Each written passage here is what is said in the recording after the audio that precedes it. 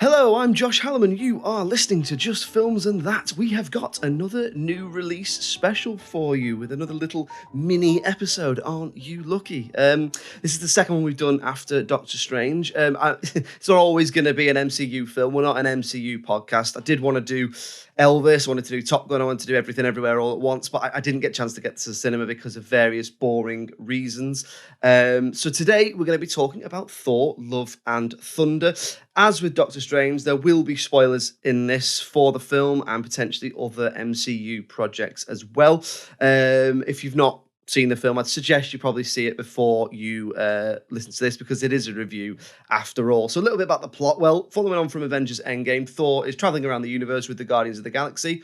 He's doing a little bit of soul searching and trying to find his purpose and find his way in the world, trying to find what it is he feels he should do next. At the same time, you've got Jane Foster, played by Natalie Portman, who is Thor's love interest from the first two films. She's been diagnosed with stage 4 cancer and she's searching for a cure. She feels herself drawn to the pieces of Thor's old hammer Mjolnir, which is kept in New Asgard. When she gets to it and touches it, this actually reforms the hammer and turns it into a lady version of Thor with all the same powers, but it might not necessarily be the best treatment for her illness. Then in the background, we've got Christian Bale's villain, who is Gore, the God Butcher. He was jilted by his own planet's gods, and he seeks revenge on all gods with the help of the mysterious and corrupting Necro Sword, which seems to be infecting him with evil and has chosen him for its own nefarious purposes. That's pretty much all I'm going to tell you about the plot. So let's get stuck in then. What did I like about it? Well, overall, I really enjoyed it. I had a great time with this. I've seen a few lukewarm responses, to be honest, and I have to say, each to their own. Everyone's got their own opinion, but I don't really understand what you wouldn't enjoy about this film. I mean, first of all, it looks amazing. There's some great shots in this which look like the front cover or a panel of a comic book. It feels very comic booky.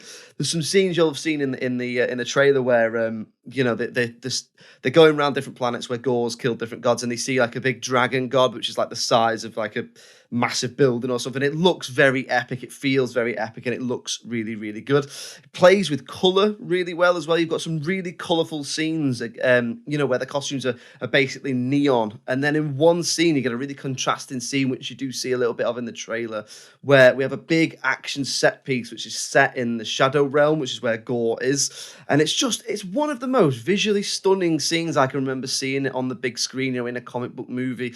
It looks amazing the way it plays with color. I mean, the cast as well look pretty amazing. Chris Hemsworth and Natalie Portman must have spent the last couple of years just living and sleeping in the gym because they are jacked in this. I mean, we are used to seeing a pretty buff, handsome Chris Hemsworth, but fair play to Natalie Portman because she is jacked in this, and she is every bit his equal, to be honest, in my opinion.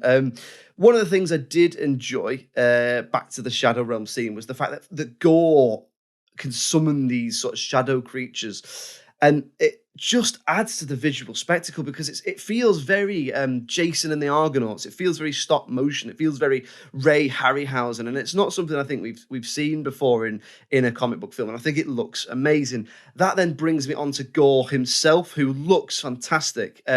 He is one of the best, for me, or already one of the best MCU villains. I mean, they use him quite sparingly, but when he is in it, he chews the hell out of every scene he's in. I mean, this is Christian Bale like you've never seen him before. He's made his name with these sort of big dramas and stuff where he's usually playing real people, and he's fat and he's thin and he's buff and he's fat and he's and all that, but he is loving it in this scene. He is absolutely chewing the hell out of the scenery, and I think he's brilliant. I think he's one of the finest actors we've got working today, but he's brilliant in this. He's really great.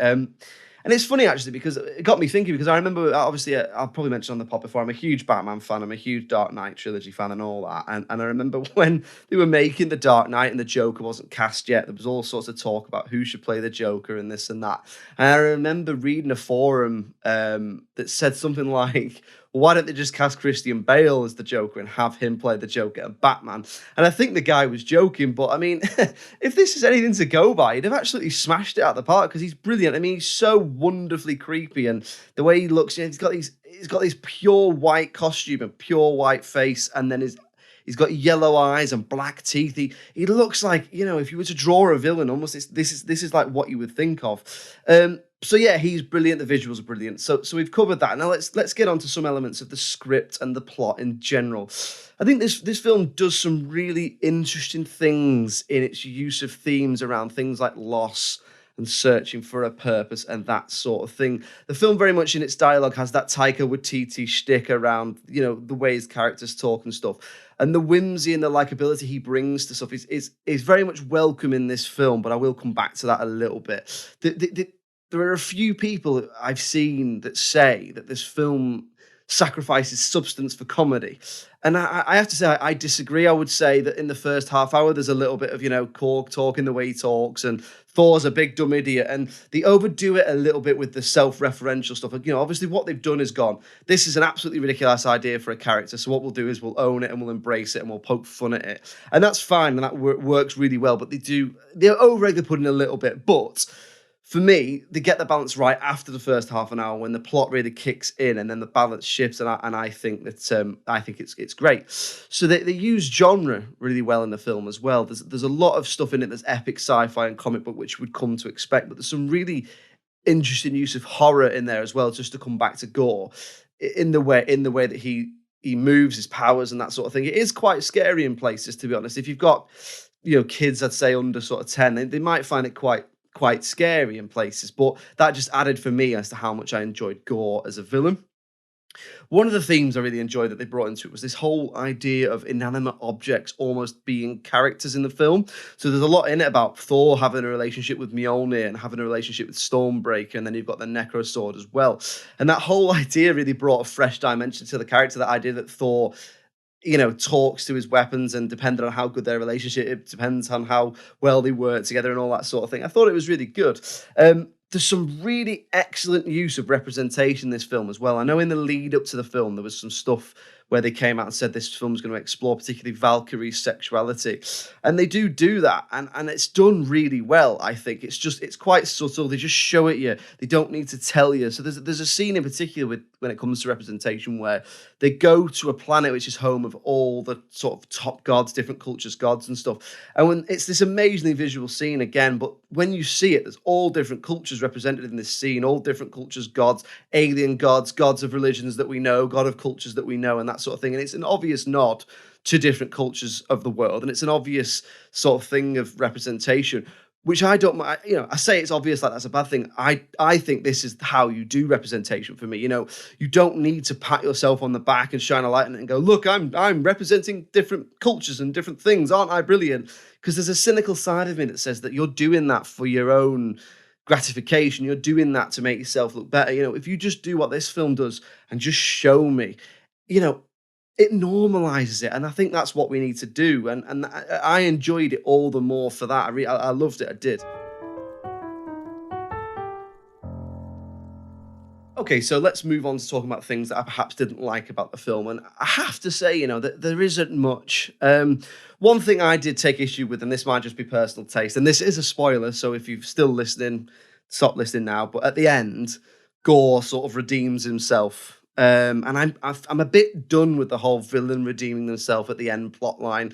I think it's okay to keep our villains villainous, I brought this up with my other half on the drive home, and she said, well, what she took from it was that the sword was corrupting Gore and making him evil. And that is hinted at, but I don't think it's obvious enough. I think we need to see more, because Gore has clear motivation for doing what he's doing, as well as the fact that the sword is evil. So perhaps the lines are a little bit blurred between how evil he is and how evil the sword is.